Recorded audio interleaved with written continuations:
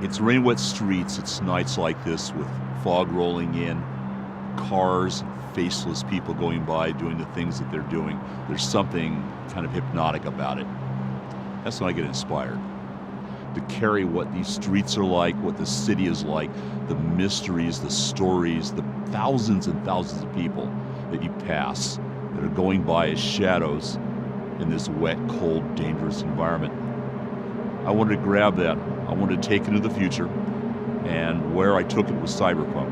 What I loved was the fact that it was a combination of dystopian society, a lot of technology, with this really great overlayer of almost film noir.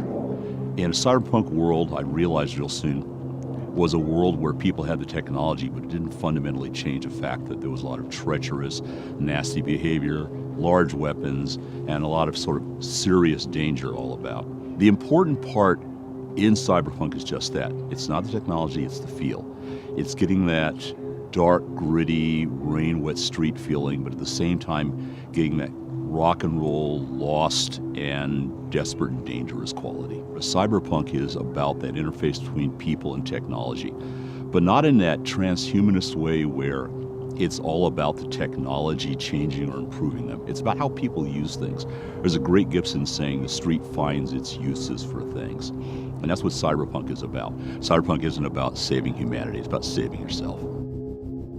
We've approached doing it as a video game numerous times before. We have fought to find somebody who was enough of a fan of the world and the game to not want to go change it around or to stick a label of Cyberpunk on it and then do something totally different. And so when CDPR approached us, what we realized really rapidly was these guys are fans. These guys know the material. They're quoting things back to me I've forgotten. So they got it.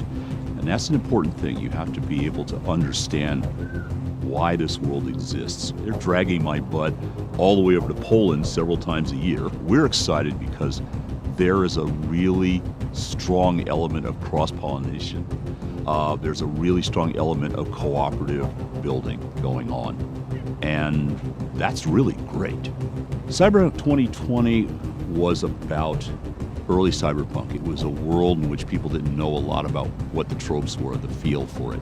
The great part about 2077 is that it's a mature form of that. We're basically able to progress a larger arc. You're going to get to see the outcomes of things that we started to talk about in the Fourth Corporate War. And we're going to be able to let players who play the previous game to see how those progress, see where they go to, and how they'll shape them. We're looking at the same mucky, nasty Night City that you were in before, just a lot bigger and probably a lot more dangerous, and with a lot of players you don't know about yet. 2077 is about the cyberpunk you thought you knew, scaled up, bigger, badder, stranger. It's the visual component that the frozen pictures we would put in the books can't give you.